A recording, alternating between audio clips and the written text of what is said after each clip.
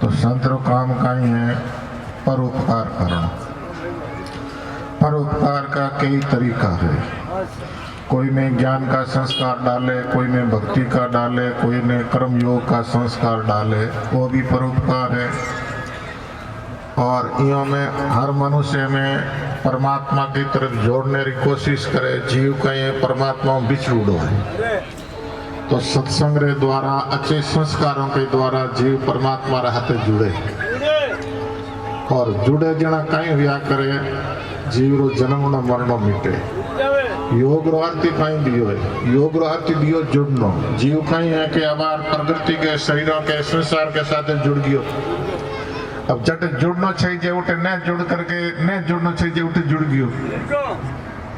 तो योग दर्शन में आवे कि जीव रे दुख लागू क्यों हो कि जीव ने दृश्य रो संग करते ही जीव रे साथ दुख रो लागू हो। अब दृश्य में शरीर भी आवे, इंद्रियां भी आवे, अंतःकरण भी आवे और संग करियो। अब शरीर के मरने ने अपनो मरणो मान ले, शरीर के जन्म ने अपनो जन्म मान ले, शरीर के सुख दुख ने अपनो सुख दुख मान ले, शरीर के घाटे नफे ने अपना घाटा नफो। तो दृश्य रे साथ जुड़ते ही है जो कई प्रकार का दुख लागू हो गयो। तो अब इनो एक ही उपाय है, जब तक मनुष्य हृदय में ज्ञान पैदा नहीं हुए, आत्मा रो अनात्मा रो बोध नहीं हुए, तो कितना ही उपाय कर लो बोला। अच्छा, दूसरा कहीं बतायो कि परमात्मा रे नाम रो जप बतायो कि अंतःकरण में जगह दोष है, मल पाप जगह मल है, विक्षेप है, आवरण है। तो परमात्मा रे नाम लेने से कहीं है कि पाप री निवृत्ति हुए। जब ये नाम हृदय धरियो भयो पाप को नाश, मनु चिंगारी आकी पड़ी पुराने घास। और अंतिम समय गीता में अर्जुन पूछे भी है, हे प्रभु अंतिम समय आपकी प्राप्ति किस प्रकार हुए? तो भगवान भी तो सरल जवाब दियो, हे अर्जुन ओम को श्रवण करते हुए प्राण छोड़े वो मेरे लोक में आवे। तो अंतिम समय आप परमात्मा रो नाम ले सको और कुछ कर भी नहीं सको। तो इन वास्ते हर वक्त हमारे सत्संग में भी बैठा हो तो कोई खर्चो नहीं आवे, अपन बैठ करके नाम को चिंतन भी करना चाहिए। क्योंकि नाम को चिंतन करने से जीव रे वास्ते सब बड़ी कमाई आई है।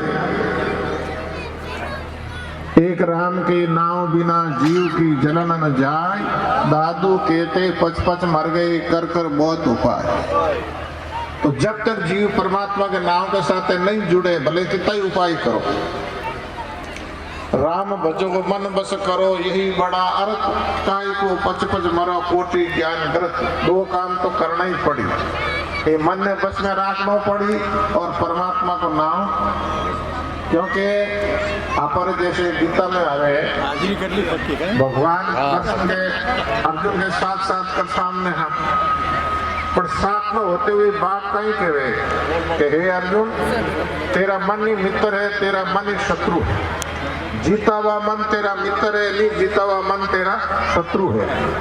तो पहलो साधन कहीं है कि अपने मन ने सुधारना पड़े। और जिसका मन सुधरा है उसका जीवन सुधर गया, और जिसका मन बिगड़ा है उसका जीवन। रामायण में आवे निर्मल मन जन सो मोहि पावा, छल छिदर कपट मोहि ने भावा। जिसका पवित्र मन है वो मुझे प्रिय है, जिसके मन के अंदर छल है, छिदर है, कपट है वो मुझे प्रिय नहीं है। तो संपत्ति में आवे अपने ज्ञान के साधन आया करे, विवेक है, वैराग है, खट संपत्ति है। तो खट संपत्ति में पहला साधन है मन ने रोकना भी न क्या करे सम। दूसरो साधन काहे दियो संपत्ति में दम नाम इंद्रिय माते कंट्रोल रखना। इंद्रियां आदमी री विकृत वजना कहे कि मनुष्य में आसुरी संपत्ति बढ़ जावे। नहीं काम करने वालों करने लग जावे, नहीं खाने वाली खाने लग जावे, नहीं पीने वालों पीने लग जावे। अब तीसरी में श्रद्धा भी बताइए। हमें सत्संग में आप बैठा हो, कोई खर्चो नहीं आवे, लेकिन श्रद्धा के बिना नाव नहीं चलती।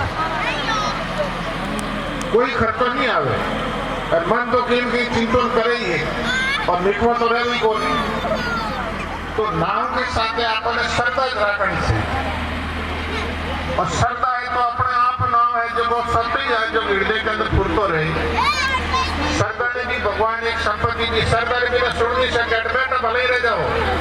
भगवान के नाम में श्रद्धा नहीं है, सत्संग में श्रद्धा नहीं है, तो सत्संग में बैठ करके सुन नहीं सके, तो श्रद्धा उन्हें जरूरी है।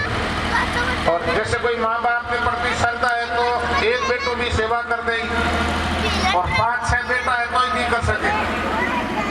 तो श्रद्धा ने बहुत बड़ो रूप दियो है, तो श्रद्धा ने भी भगवान संपत्ति दी है, संदम श्रद्धा सनातन। अब आप वृत्ति एक ऐसी चंचल है कि तो भी संसार को सुख दे दो तो भी आप वृत्ति रुके नहीं। वृत्ति को जो समाधान है, वृत्ति को बतायो है वृत्ति क्या है, वृत्ति का कारण क्या है, और वृत्ति को प्रयोजन कहीं क्यों बढ़ते, तो बताइए कि वृत्ति को प्रयोजन है वृत्ति परमात्मा राते नहीं जुड़ी, जब तक वो परमानंद नहीं मिले, जब तक आप वृत्ति संसार के पदार्थों से कभी तिरपत वही को। कितना भी आप संसार में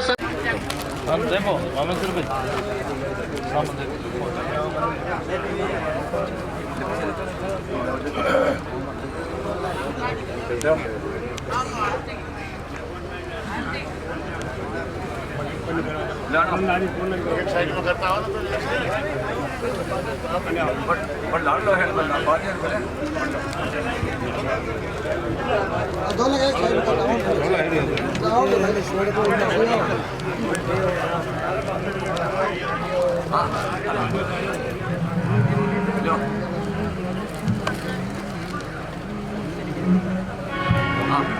हेलो और आते हैं सुनो ठीक है वो दो एक बात है और मैं दो विराजमान है, वह अंश आप सबके अंदर आया हुआ है। इसलिए मैं आपको भी सादर नमन करते हुए मातृशक्ति और सज्जन लोगों को सादर प्रणाम करते हुए मैं मेरी बात को प्रारंभ करता हूं कि आज का ये सम्मेलन आरएसएस का नहीं है, आज का ये सम्मेलन विद्या भारती का नहीं है, विश्व हिंदू परिषद का नहीं है। आज का ये सम्मेलन हिंदू सम्मेलन है। ये आपके गांव के आसपास के लोगों का सम्मेलन है। इसको आयोजित करने वाले सभी हिंदू लोग हैं, सभी जाति समाज सभी बिरादरियों के लोग हैं। क्यों हुआ ये सम्मेलन? हिंदू संगठित करने के लिए एक संगठन चला जिसके कार्य के 100 वर्ष हुए। आरएसएस के 100 साल नहीं हुए, वो तो हुए ही हैं, लेकिन वो